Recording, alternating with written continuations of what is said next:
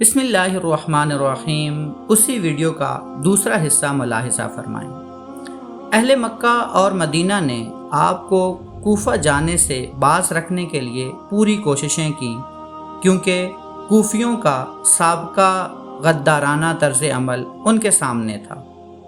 عمر بن عبد الرحمن، عبداللہ ابن عباس، عبداللہ ابن زبیر سب نے مشورہ دیا کہ چونکہ کوفہ یزید کی حکومت کے تخت پہ ہے، وہاں ان کی افواج اور سامان سب کچھ موجود ہے اور کوئی قابل اعتماد نہیں، اس لیے مناسب یہی ہے کہ آپ مکہ ہی میں رہیں۔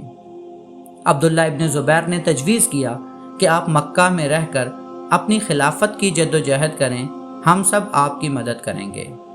لیکن جب امام حسین رضی اللہ تعالی عنہ رضامند نہ ہوئے تو حضرت عبداللہ ابن عباس نے آپ کو کوفہ کے بجائے یمن جانے کی تجویز پیش کی اور کہا کہ اگر کوفہ کا سفر آپ کے نزدیک ضروری ہے تو پہلے کوفیوں کو خط لکھیے کہ وہ یزید کے حاکموں کو وہاں سے نکالیں، پھر آپ وہاں کا قصد کریں۔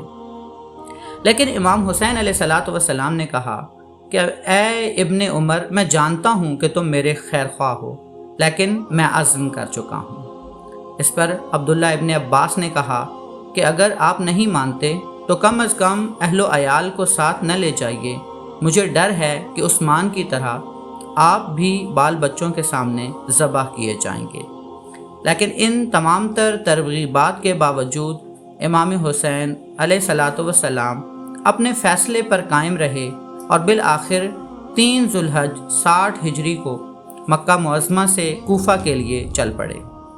آپ کی روانگی کے بعد آپ کے چچا زاد بھائی عبداللہ بن جعفر نے ایک عریضہ اپنے لڑکوں اون اور محمد کے ہاتھ روانہ کیا۔ میں آپ کو اللہ تعالیٰ کا واسطہ دیتا ہوں کہ جوں ہی میرا خط آپ کو ملے لوٹ آئیے، کیونکہ جس جگہ آپ جا رہے ہیں مجھے ڈر ہے کہ وہاں آپ کی ہلاکت اور آپ کے اہل بیت کی بربادی ہے۔ اگر خدا نخواستہ آپ ہلاک ہو گئے تو دنیا تاریک ہو جائے گی، کیونکہ اس وقت آپ ہی ہدایت یافتہ لوگوں کا علم اور مومنوں کی امیدوں کا مرکز ہیں۔ آپ سفر میں جلدی کیجیے، میں بھی جلد آپ کے پاس پہنچتا ہوں۔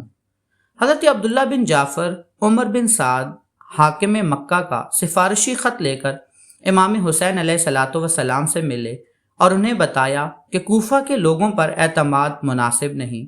عمر بن سعد اس بات کا وعدہ کرتا ہے کہ آپ مکہ لوٹ آئیں تو میں یزید کے ساتھ آپ کے معاملات طے کروا دوں گا اور آپ کو کوئی گزند نہیں پہنچے گا۔ لیکن آپ نے اس مشورہ کو ماننے سے انکار کر دیا اور اپنے ضمیر کی آواز کے مطابق سفر کوفہ جاری رکھنے کا فیصلہ کیا۔ مجبور ہو کر عبداللہ بن جعفر واپس ہو گئے، مگر اون اور محمد کو ساتھ رہنے دیا۔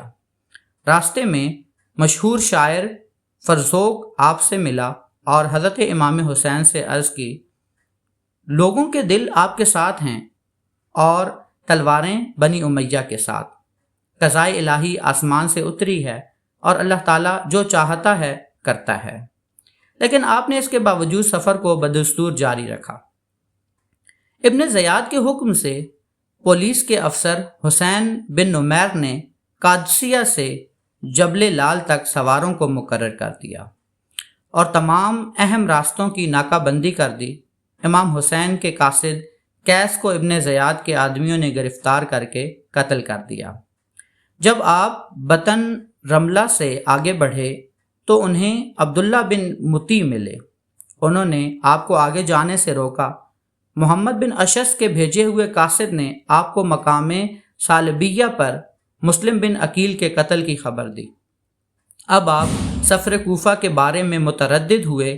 ساتھیوں نے واپس لوٹنے کا مشورہ دیا، لیکن مسلم بن عقیل کے بھائیوں نے اپنے بھائی کے خون کا انتقام لینے کی خاطر سفر جاری رکھنے کے لیے زور دیا، جس کے بعد پوزیشن واضح ہو گئی۔